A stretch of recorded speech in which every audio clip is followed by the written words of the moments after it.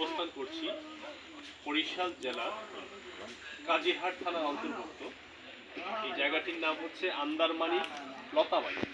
আমি প্রথমেই কৃতজ্ঞতা প্রকাশ করব মাননীয় পুলিশ সুপার মহোদয় বরিশাল জেলা এবং অফিসার ইনচার্জ কাজিরহাট থানা, অত্যন্ত মানবিক একজন পুলিশ অফিসার।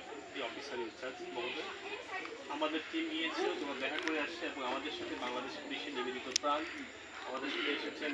এসআই আলমগীর ভাই এসেছেন, তারপরে দেখি নামটা দেখি বেলাল ভাই এসেছেন, রৌলা ভাই এসেছেন। আসলে আমি একটি কথা সবসময় বলি যে বাংলাদেশ পুলিশ আমাদের গর্ব, আমাদের অভাব। কারণ আপনারা দেখেছেন যে গত 3 বছরে বাংলাদেশের প্রত্যন্ত অঞ্চলে আমরা বিভিন্ন দুর্নীতি বিরোধী, নারীদের অধিকার নিয়ে অসহায়, নির্যাতিত, নিপীড়িত মানুষের পাশে দাঁড়িয়েছি এবং যতগুলা বিষয়ে আমরা সফলতা অর্জন করেছি সকল কৃতিত্ব বাংলাদেশ পুলিশের। আজকে বিষয়টি একজন মালয়েশিয়ান প্রবাসীর পাশে বাংলাদেশ পুলিশ এবং আমাদের সংস্থার সমন্বয় করে আমরা ওনাদের পাশে দাঁড়ানোর চেষ্টা করেছি এবং এই বর্তমান সরকারের এই সংকটময় পরিস্থিতিও বাংলাদেশ পুলিশ আমাদেরকে সার্বিক সহযোগিতা করার জন্য এবং এই প্রবাসী সহযোগিতা করার জন্য অফিসার ইনচার্জ মিজান ভাই কাজিরহাট থানা অত্যন্ত মানবিক পুলিশ, উনি যথেষ্ট সহযোগিতা করেছেন এবং আমরা ঘটনাস্থলে এসেছি।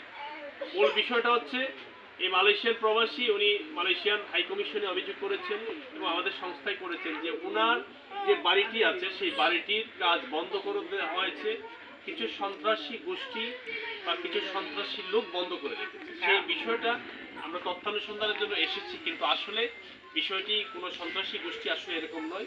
বিষয়টি হচ্ছে ওনাদের পারিবারিক একটি বিষয় এবং সেখানে ওনারা আপন চাচাতো ভাইদের বিষয়, মানবিমানের বিষয়। কিন্তু আসলে কাজটি বন্ধ ছিল বলতে এখানে আদালতের একটি নোটিশ ছিল যে শান্তি শৃঙ্খলা বিরাজমানের জন্য দুইটি পক্ষ দাঙ্গা হাঙ্গা এবং সংঘর্ষ এড়ানোর জন্য এখানে কাজ বন্ধ থাকবে।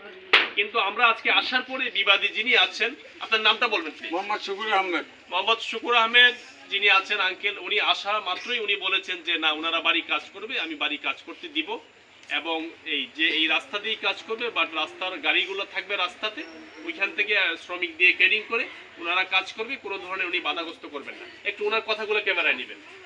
ওনাদের বাড়ি কাজ করবে, সেটা কিভাবে করবে আপনি সহযোগিতা করবেন, একটু ক্যামেরা বলেন।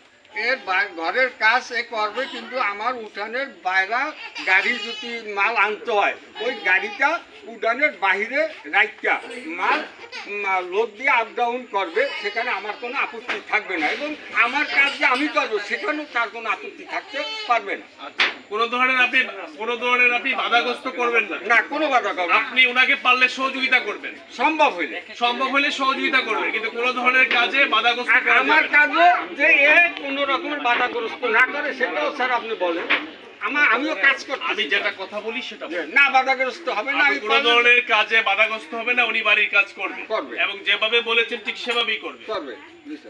তাহলে আমরা বিশ্বাস করতে পারি যে ওনার বাড়ির কাজটা চলমান হবে। হ্যাঁ, এবং এইটা এখন থেকে পারলে আপনি কালকে সকাল থেকে কাজ শুরু করুন, কোনো আপত্তি নেই। আচ্ছা, আমি আর বেশি কিছু বলবো না, আমি জাস্ট 2 মিনিট কথা বলবো, আমরা বাড়িটা দেখাবো। আমি সবার উদ্দেশ্যে বলবো, দেশ এবং বিদেশ থেকে যারা দেখছেন, আমরা যাতে বাংলাদেশ পুলিশের এই ভালো কাজগুলো দেখার চেষ্টা করি। আজকেও এই বাংলাদেশ পুলিশ একজন প্রবাসীর পাশে দাঁড়িয়েছেন এবং এসেছেন এবং বিষয়টি আমরা একটি বিষয় সমাধান করতে পেরেছি, যেটা আমাদের অভিযোগে উল্লেখ আছে যে ওনার বাড়ির কাজ বন্ধ আছে। সেই বাড়ির কাজ আগামীকাল থেকে পারলে, যদি উনি এখন থেকে পারে এখন থেকে কাজ শুরু করবে, এতে কোনো বাধা নেই। না, আচ্ছা, তাহলে আগামীকাল থেকে উনি ওনার বাড়ির কাজ শুরু করবে। আর আজকের এই বিষয়টি আমরা যতটুকু করতে পেরেছি বা বাড়ির কাজ শুরু হবে, এই সকল কৃতিত্ব বাংলাদেশ পুলিশের। বিশেষ করে আমি মাননীয় পুলিশ সুপার মহোদয় বরিশাল জেলা এবং অফিসার ইনচার্জ কাজিরহাট থানা অত্যন্ত সহযোগিতা করেছেন এবং আমাদের সাথে আমাদের 3 জন পুলিশ ভাইদেরকে পাঠিয়েছেন। আমি বিশ্বাস করি যে আমরা বাংলাদেশ পুলিশের এই ভালো কাজগুলো আপনারা দেখবেন। আমরা একটু বাড়িটা দেখাবো, একটু নিয়ে আসছি।